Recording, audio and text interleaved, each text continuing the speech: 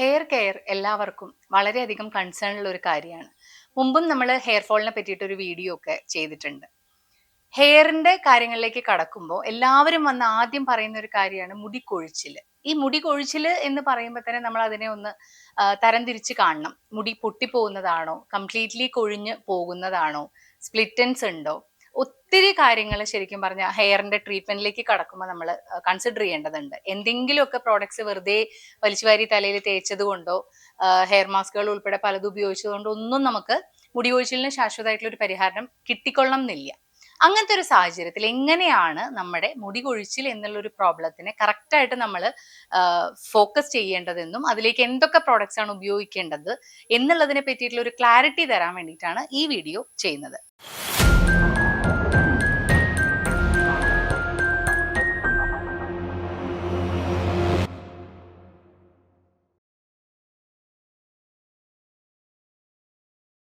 മുടി കൊഴിച്ചിലുണ്ട് എന്ന് ഉണ്ടെങ്കിൽ നമ്മൾ ആദ്യം ചിന്തിക്കേണ്ടത് എന്തുകൊണ്ടാണ് മുടി കൊഴിയുന്നത്, മുടി കൊഴിച്ചിലിന്റെ റൂട്ട് കോസ്, മൂല കാരണം എന്താണെന്ന് നോക്കിയിട്ട് അതിന് ചികിത്സിച്ചാൽ മാത്രമേ നമുക്ക് അതിന് റിസൾട്ട് ഉണ്ടാവുള്ളൂ.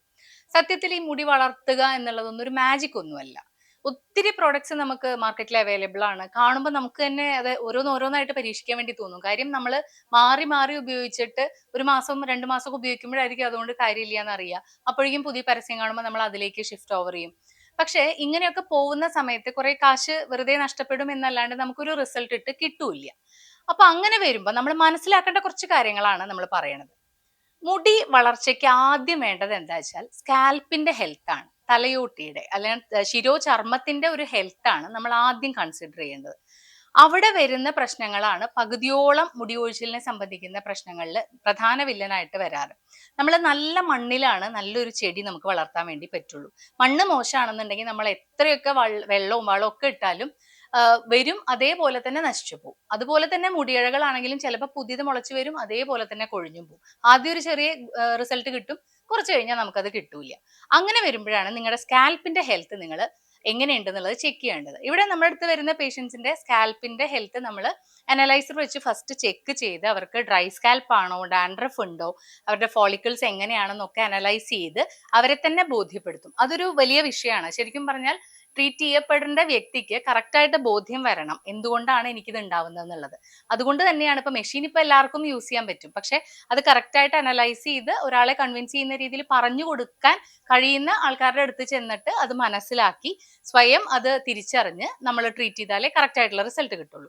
അപ്പൊ ആ അനലൈസ് ചെയ്യുന്നത് വഴിക്ക് നിങ്ങളുടെ സ്കാൽപ്പ് ഡ്രൈ സ്കാൽപ്പോ ഡാൻഡ്രഫോ ഉണ്ട് എന്നുണ്ടെങ്കിൽ നിങ്ങൾ ആദ്യം ചെയ്യേണ്ടത് സ്കാൽപ്പ് ക്ലിയർ ചെയ്യുന്ന ട്രീറ്റ്മെന്റ്സ് ആണ്. അത് എൻറ്റയർലി ഡിഫറെന്റ് ആണ്. ഒരു മുടി വളർച്ചയ്ക്കുള്ളത് സെക്കൻഡറി ആണ്. നമ്മൾ എപ്പോഴും ഹെയർ ഫോൾ ആയിട്ട് വരുന്ന എല്ലാവരുടെ അടുത്തും നമ്മൾ പറയുന്ന ഒരു കാര്യമാണ് ആദ്യം സ്കാൽപ്പ് ക്ലിയറിംഗ് ആയിട്ടുള്ള ട്രീറ്റ്മെന്റ് ആണ് ചെയ്യുക.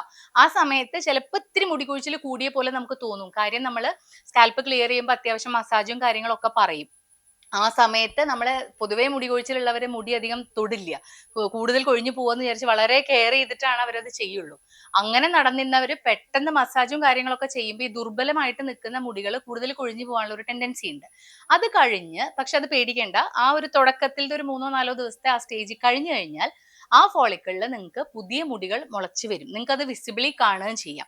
കറക്റ്റ് ആയിട്ട് വന്നു കഴിഞ്ഞു കഴിഞ്ഞാൽ നമുക്ക് അനലൈസർ വെച്ച് നോക്കുമ്പോൾ പുതിയ മുടികൾ വരണതും നമ്മുടെ സ്കാൽപ്പിന്റെ ഒരു ഹെൽത്ത് എത്രത്തോളം മാറി എന്നുള്ളതും നേരിട്ട് നമുക്ക് തിരിച്ചറിയാൻ വേണ്ടിയിട്ട് പറ്റും. അപ്പോൾ അതിനുശേഷമാണ് ആ വന്ന മുടിയിഴകളെ കൂടുതൽ നീളം വെക്കാനും അതുപോലെ തിന്നിങ് ഓഫ് ഹെയർ ഉണ്ടെങ്കിലൊക്കെ നമുക്ക് അതിൽ കൃത്യമായിട്ട് അറിയാൻ വേണ്ടി പറ്റും. ഹെയർ തിന്നിങ്ങിന് വേണ്ട ട്രീറ്റ്മെന്റ്സും നമുക്ക് നെക്സ്റ്റ് ലെവലിലാണ് നമ്മൾ ചെയ്യുക. ആദ്യം തന്നെ ഹെയർ മാസ്കും കാര്യങ്ങളൊക്കെ കൊടുത്തു കഴിഞ്ഞാൽ ഈ ഡ്രൈ ആയിരിക്കുന്ന സ്കാൽപ്പ് ഒന്നും കൂടി ഡ്രൈ ആവുകയും മുടി കൊഴിച്ചിൽ കൂടുകയും ചെയ്യും. അതുകൊണ്ട് കാര്യമില്ല. അതുപോലെ സൈനസൈറ്റിസോ തലനീരിറക്കൊക്കെ ഉള്ളവരാണെങ്കിൽ ഈ തലയ്ക്ക് പൊതുവെ തലമുടിക്ക് തണുപ്പാണ് എപ്പോഴും പഥ്യം. എന്നാൽ സൈനസൈറ്റിസ് ഒക്കെ ഉള്ളവർക്ക് അത് പറ്റൂല. അപ്പൊ അങ്ങനെ വരുമ്പോഴും നമുക്കൊരു മെഡിക്കൽ രീതിയിൽ തന്നെ അത് എങ്ങനെ ഡീൽ ചെയ്യാം എന്നുള്ളത് കറക്റ്റ് ആയിട്ട് ഓരോരുത്തരുടെ പ്രകൃതി അനുസരിച്ച് പറഞ്ഞ് നമുക്ക് ചെയ്യാവുന്നത് തന്നെയുള്ളൂ. അപ്പൊ ഹെയർ കെയറിന് കുറച്ച് പ്രോഡക്ട്സ് ഞാൻ പരിചയപ്പെടുത്തി തരാം. അത് ഏതൊക്കെ സ്റ്റേജിൽ എങ്ങനെ ഉപയോഗിക്കുന്നു എന്നുള്ളത് ഡിഫർ ചെയ്യുന്നതുകൊണ്ടാണ് കൃത്യമായിട്ട് ഇങ്ങനെ പറഞ്ഞു തരാൻ വേണ്ടി കാര്യം. നമുക്ക് കുറെ പ്രോഡക്ട്സ് ഉണ്ട്, പക്ഷെ ഇതെല്ലാം കൂടി എടുത്ത് വലിച്ചു വാരി തല തേച്ചിട്ട് ഒരു കാര്യമില്ല. സ്റ്റേജ് ബൈ സ്റ്റേജ് നിങ്ങൾ തന്നെ അണ്ടർസ്റ്റാൻഡ് ചെയ്ത് മനസ്സിലാക്കി ക്ഷമയോടുകൂടി ഒരു 1.5 മാസം കറക്റ്റ് ആയിട്ട് ചെയ്യുകയാണെങ്കിൽ തീർച്ചയായിട്ടും നിങ്ങളുടെ മുടി നല്ല ഹെൽത്തി ആയിട്ട് വരുന്നതായിരിക്കും. ഫസ്റ്റ് സ്റ്റേജിൽ നമ്മൾ പറഞ്ഞ മാതിരി സ്കാൽപ്പ് ക്ലിയർ ചെയ്യാനായിട്ട് നമ്മുടെ കയ്യിലുള്ള പ്രോഡക്ട്സ് എന്ന് വെച്ചാൽ ഒന്ന് ഒരു ഓയിലാണ്. ഇത് നമ്മൾ ഡാൻഡ്രഫ് ഓയിലാണ്. ഡാൻഡ്രഫ് എന്നുള്ള പേരുണ്ടെങ്കിലും ഡ്രൈ സ്കാൽപ്പ് ഉള്ളവർക്കും നമുക്കിത് വളരെ എഫക്റ്റീവ് ആണ്. ഇത് കറക്റ്റ് ആയിട്ട് ഇതിന്റെ ഇൻസ്ട്രക്ഷൻസ് അനുസരിച്ച് നമ്മൾ പറഞ്ഞു കൊടുക്കും. ഓരോരുത്തർക്കും ഓരോരുത്തരുടെ രീതി അനുസരിച്ച് എങ്ങനെയാണ് ചെയ്യേണ്ടത് എന്നുള്ളത്.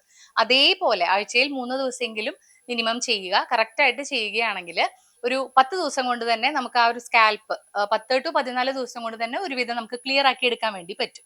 ഡാൻഡ്രഫ് ഓയിൽ അതിന് വളരെ എഫക്റ്റീവ് ആണ്. അതേപോലെ തന്നെ ഡാൻഡ്രഫിന്റെ ക്രീം ഉണ്ട്. നമുക്ക് എല്ലാവർക്കും അറിയാം, പൊതുവെ എല്ലാവരും അത്യാവശ്യം മടിയന്മാരായതുകൊണ്ട് ഓയിൽ അധികം ഉപയോഗിക്കില്ല. പ്രത്യേകിച്ച് മുടി കൊഴിച്ചിലുള്ളവരാണെങ്കിൽ മുടി കൂടുതൽ ഒട്ടിപ്പോകുന്നൊക്കെ പറഞ്ഞ് ഓയിലിന്റെ ഉപയോഗം വളരെ കുറവാണ് ചെറുപ്പക്കാരിൽ പ്രത്യേകിച്ചും. അപ്പൊ അങ്ങനെയുള്ളവർക്ക് കുറച്ചും കൂടി യൂസർ ഫ്രണ്ട്ലി ആയിട്ട് ഇതേ ഓയിലിന്റെ ഗുണങ്ങൾ തന്നെ കംപ്ലീറ്റ്ലി നമ്മളൊരു ക്രീമിലേക്ക് ഇൻകോർപ്പറേറ്റ് ചെയ്തിരിക്കുകയാണ്. ഇത് ഡാൻഡ്രഫ് ക്രീമാണ്.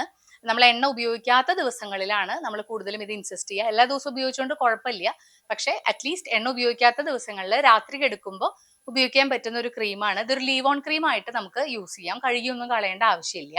പിന്നെ അതുപോലെ തന്നെ ഈ സ്ട്രെസ് കൊണ്ടും ഒക്കെ നമുക്ക് മുടി കൊഴിച്ചിൽ വരും, ഓവർ തല ഹീറ്റ് ആവുന്നത് കൊണ്ടും ഒക്കെ. അപ്പൊ അവർക്കും ഇത് നല്ലൊരു കൂളിംഗ് എഫക്റ്റ് ആണ്. ജെൽ ബേസ്ഡ് ആയതുകൊണ്ട് ഇത് ഒരു കൂളിംഗ് എഫക്റ്റും കൂടി നമുക്കിതിൽ കൊടുക്കും. പിന്നെ നമ്മൾ ഇത് വാഷ് ചെയ്ത് കളയാൻ ഉപയോഗിക്കുന്ന ഷാംപൂ വളരെ കെയർഫുൾ ആയിരിക്കണം. എപ്പോഴും സൾഫേറ്റ് ഫ്രീ ആയിട്ടുള്ള, പാരബൻ ഫ്രീ ആയിട്ടുള്ള ഷാംപൂ ഉപയോഗിക്കാൻ വേണ്ടി എപ്പോഴും ശ്രദ്ധിക്കുക. നമ്മളിവിടെ കഷായ ഷാംപൂ ആണ് അതിന് വേണ്ടിയിട്ട് യൂസ് ചെയ്യണത്. നമ്മൾ തന്നെ ഉണ്ടാക്കുന്നതാണ് ഇത്. നമുക്ക് താളി പോലെ തന്നെ ഡെയിലി യൂസ് ചെയ്യാൻ പറ്റുന്ന ഷാംപൂ ആണ്. പക്ഷെ നമുക്ക് ഡെയിലി ശരിക്കും പറഞ്ഞാൽ ഷാംപൂ ആവശ്യമില്ല. ചിലർക്ക് ഈ ഷാംപൂ ഉപയോഗിച്ചാലേ മതിയാവുള്ളൂ എന്നുള്ളവരാണെങ്കിൽ നിങ്ങൾക്ക് ഉപയോഗിക്കാം. അല്ലാത്തവർക്ക് ആഴ്ചയിൽ 1-2 ദിവസം നമ്മൾ ഷാംപൂ യൂസ് ചെയ്യേണ്ട കാര്യമുള്ളൂ. അത് ആ സ്കാൽപ്പൊക്കെ ഒന്ന് ക്ലിയർ ആക്കാനും അഴുക്കൊക്കെ ഉള്ള പോവാനും വേണ്ടിയിട്ടുള്ള ഒരു അത്യാവശ്യത്തിനാണ് ഷാംപൂ യൂസ് ചെയ്യണത്. അതിന് നിങ്ങൾക്ക് ഈ കഷായ ഷാംപൂ കൂടി ഉപയോഗിക്കുകയാണെങ്കിൽ ഇത് മൂന്നും കൂടി ഒരു ഒരു ജസ്റ്റ് ഒരു കോമ്പിനേഷൻ ആയിട്ടാണ് നമ്മൾ സജസ്റ്റ് ചെയ്യാറ് ഡാൻഡ്രഫിന്റെ കിറ്റ് ആയിട്ട്. ഇതൊരു 10 to 14 ഡേയ്സ് ഉപയോഗിച്ച് കഴിഞ്ഞാൽ ഫസ്റ്റ് സ്റ്റേജിൽ നമുക്ക് സ്കാൽപ്പ് നല്ല ക്ലിയർ ആയിട്ട് കിട്ടും. അതുകൊണ്ടുള്ള മുടി കൊഴിച്ചിൽ പകുതിയോളം കുറയുകയും ചെയ്യും. എൻ്റെ ഒരു അനുഭവത്തിൽ ഒരു 50% മുടി കൊഴിച്ചിൽ സ്കാൽപ്പ് ക്ലിയർ ആവുന്നതോടുകൂടി നന്നായിട്ട് കുറയും. പിന്നത്തെ നമ്മുടെ ഒരു ഉദ്യമം എന്ന് പറയുന്നത് പുതിയ വരണ മുടിയിഴകളെ കുറച്ചും കൂടി പുറത്തേക്ക് വളർത്തി കൊണ്ടുവരിക, അവരുടെ നീളം കൂട്ടുക, ആരോഗ്യം കൂട്ടുക എന്നുള്ളതൊക്കെയാണ്. അതിലേക്ക് നമ്മൾ ഉപയോഗിക്കുന്ന ഒരു ഓയിലാണ് Anjaneya hair oil. Anjaneya oil ശരിക്കും പറഞ്ഞാൽ ഒരു പൊട്ടൻഷ്യേറ്റഡ് ആയിട്ടുള്ള ഒരു നീലിഭൃംഗാദിയുടെ ഒക്കെ ഒരു വെർഷൻ തന്നെയാണ്. അതിലേക്ക് വേറെയും കുറച്ച് ഹെർബ്സും കാര്യങ്ങളും ആഡ് ചെയ്തിട്ടാണ് നമ്മൾ ഇത് ഉണ്ടാക്കിയിട്ടുള്ളത്. ഇത് മുടിയുടെ റൂട്ട് നല്ല കരുത്താക്കാനും നീളം വെക്കാനും അതുപോലെ തന്നെ കറക്കാനും കട്ടി വെക്കാനും ഒക്കെ ഹെൽപ്പ് ചെയ്യും.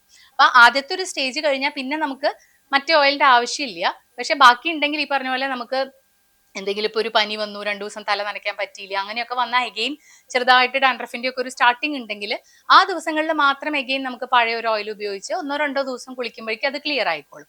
പിന്നെ തുടർച്ചയായിട്ട് നമുക്കിത് ഉപയോഗിച്ച് പോരാവുന്നതാണ്.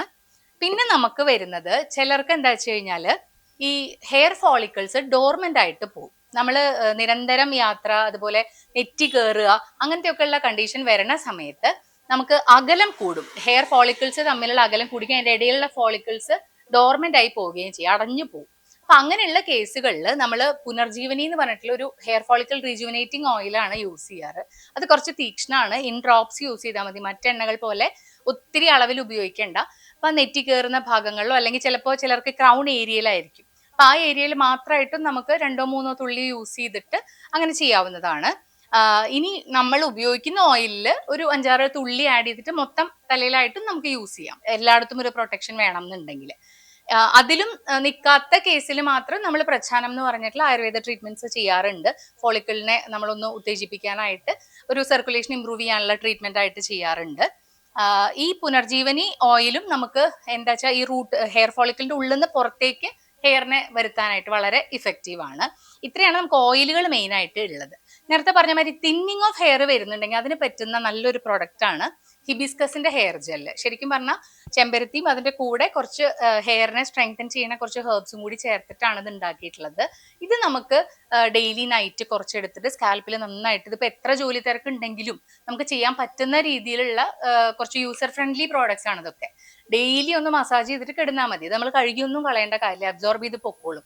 മെല്ലെ നോക്കിയാൽ നിങ്ങൾക്ക് തന്നെ ശരിക്കും പറഞ്ഞാൽ അനലൈസറിൽ ഫീൽ ചെയ്യും, അതിന്റെ കട്ടി വെക്കുന്നതാണെങ്കിലും ഒക്കെ നേരിട്ട് കണ്ട് അതിന്റെ ഫോട്ടോ എടുക്കണമെങ്കിൽ എടുക്കാം. നമുക്കത് എൻ്റെ ഒരു അനുഭവത്തിൽ ശരിക്കും പേഷ്യന്റിന് കറക്റ്റ് ആയിട്ട് ബോധ്യം വരണം ഇത് എത്രത്തോളം മാറുന്നുണ്ട് എന്നുള്ളത്, എന്നാൽ മാത്രമേ അവർ ഡെഡിക്കേറ്റഡ് ആയിട്ട് അത് ചെയ്യുള്ളൂ. അപ്പൊ അതിന് എനിക്കത് വളരെ യൂസ്ഫുൾ ആയിട്ട് തോന്നാറുണ്ട്.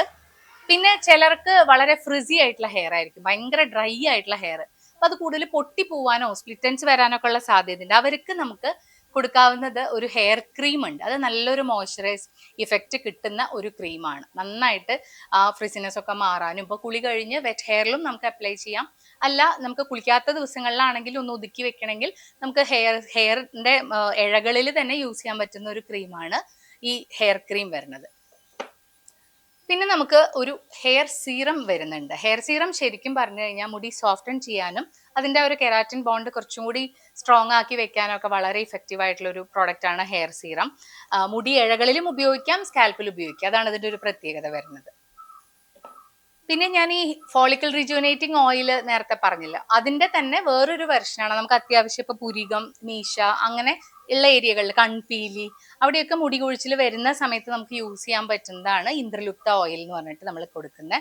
അത് നമുക്ക് മുടി വട്ടത്തിൽ കൊഴിയുന്ന ചില ഏരിയകളിൽ മാത്രമായിട്ട്, ലോക്കലായിട്ട് കുഞ്ഞു ഏരിയകളിൽ വേണമെങ്കിൽ നമ്മൾ ഈ റോൾ ഓൺ രൂപത്തിൽ നമുക്ക് അപ്ലൈ ചെയ്യാനും എളുപ്പമുണ്ട്. അങ്ങനത്തെ ഒരു ഫോമിലാണ് നമ്മളത് കൊടുക്കുന്നത്. പിന്നെ ഈ ഷാംപൂസ്, വേറെ 2 തരം ഷാംപൂസും കൂടി ഇവിടെ ഉണ്ട്. നമ്മളൊന്ന് കറ്റാർവാഴയുടെ ഷാംപൂ ഉണ്ട്, അതേപോലെ തന്നെ ഹിബിസ്കസ് ചെമ്പക ഷാംപൂ ഉണ്ട്. ഇത് രണ്ടും sulphate free, paraben free base തന്നെയാണ് നമ്മൾ യൂസ് ചെയ്തിരിക്കുന്നത്. അതിന്റെ കൂടെ ആയുർവേദ ഹെർബ്സ് ആയിട്ടുള്ള മെയിൻ ആയിട്ട് കറ്റാർവാഴ, പ്ലസ് അതിന്റെ കൂടെ നമുക്ക് ആയുർവേദത്തിൽ പറയുന്ന കുറെ മുടിക്ക് ബലം വയ്ക്കുന്ന രീതിയിലുള്ള ഹെർബ്സും കൂടി ആഡ് ചെയ്തിട്ടുണ്ടാക്കിയ ഷാംപൂസ് ആണ്. പിന്നെ ഈ ഷാംപൂ ഉപയോഗിക്കുമ്പോൾ എത്രയൊക്കെ നമ്മൾ ഇതായാലും അതിന്റെ ആ ഒരു എന്താ പറയാ, പ്രോട്ടീൻ കോട്ടിങ് എപ്പോഴും നിരന്തരം ഷാംപൂ ഉപയോഗം കൊണ്ട് പോവാനുള്ള ചാൻസ് കൂടുതലാണ്. അപ്പൊ അതുകൊണ്ട് നമുക്ക് ഈ ഒരു കണ്ടീഷണർ യൂസ് ചെയ്യുകയാണെങ്കിൽ കുറച്ചും കൂടി സോഫ്റ്റ് ആയിട്ടും മുടി പൊട്ടി പോവാതിരിക്കാൻ ഹെൽപ്പ് ചെയ്യും. നമ്മൾ കഷായ ഷാംപൂ എന്ന് പറയുന്നത് കുറച്ചും കൂടി മൈൽഡ് ആണ്, അതിനെക്കാട്ടിലും കുറച്ചും കൂടി സ്ട്രോങ് ആണ് നമ്മുടെ അലോവേരയുടെ ഷാംപൂ, അതുപോലെ ചെമ്പരത്തിയുടെ ഷാംപൂ വരുന്നത്. അപ്പൊ ആ ചെമ്പരത്തി, അലോവേര ഉപയോഗിക്കുന്നവര് ഈ ഒരു കണ്ടീഷണറും കൂടി ചേർത്ത് യൂസ് ചെയ്യുകയാണെങ്കിൽ കുറച്ചും കൂടി ബെനിഫിഷ്യൽ ആയിരിക്കും. പിന്നെ വരുന്നത് നമുക്കൊരു ഹെയർ മാസ്ക് ആണ്. എല്ലാവർക്കും ഇപ്പൊ അറിയാം, ഹെയർ മാസ്കുകൾ പല വിധത്തിൽ നമുക്ക് അവൈലബിൾ ആണ്. ഇവിടെ നമ്മൾ ഹെയർ മാസ്കിന്റെ ഒരു പ്രത്യേകത, ഇത് കേവലം പൊടി മാത്രമല്ല, അത്യാവശ്യം കുറച്ച് എക്സ്ട്രാക്ട്സും കൂടി ആഡ് ചെയ്തിട്ട്, അതുകൊണ്ട് ചെറിയ അളവിലാണെങ്കിലും മുടിയുടെ ഉള്ളിലേക്ക് നന്നായിട്ട് ആഴത്തിൽ ഇറങ്ങാനും അതുപോലെ അതിനെ പ്രൊട്ടക്ട് ചെയ്യാനും പറ്റുന്ന രീതിയിലുള്ള ഹെയർ മാസ്ക് ആണ് നമ്മൾ ഇവിടെ യൂസ് ചെയ്യണത്. ഇത് അടുത്ത സ്റ്റേജിൽ, നേരത്തെ പറഞ്ഞ പോലെ മുടിയഴകൾ പുറത്ത് വന്ന് അതിനെ ബലപ്പെടുത്താനുള്ള ഒരു സ്റ്റേജിലാണ് നമ്മൾ ഹെയർ മാസ്ക് കൂടുതലും സജസ്റ്റ് ചെയ്യുക. അത് ഉപയോഗിക്കേണ്ട മീഡിയവും ഓരോരുത്തരുടെ ഹെയർ അനുസരിച്ച് ഡിഫറെൻ്റ് ആണ്. അപ്പൊ ഈ പറഞ്ഞ ഇത്രയും പ്രോഡക്ട്സ് ഉണ്ടെങ്കിലും ഇത് ഏത് സ്റ്റേജിൽ എങ്ങനെ എപ്പോൾ ഉപയോഗിക്കണം എന്നുള്ളത് വളരെ ഇമ്പോർട്ടൻ്റ് ആണ്. കൃത്യമായിട്ടുള്ള ഒരു ഗൈഡൻസിൽ, ഡോക്ടറുടെ ഗൈഡൻസിൽ തന്നെ കറക്റ്റായിട്ട് ഉപയോഗിക്കുകയാണെങ്കിൽ തീർച്ചയായിട്ടും ഒരു 1.5 മാസത്തിനുള്ളിൽ ഹെൽത്തി ഹെയർ ആക്കിയിട്ട് നമുക്ക് മാറ്റിയെടുക്കാൻ വേണ്ടിയിട്ട് സാധിക്കും. പ്രിയരെ, കടുകുമണിയുടെ വീഡിയോകൾ ഇഷ്ടമായാൽ കൂടെ ഉണ്ടാവുന്നു.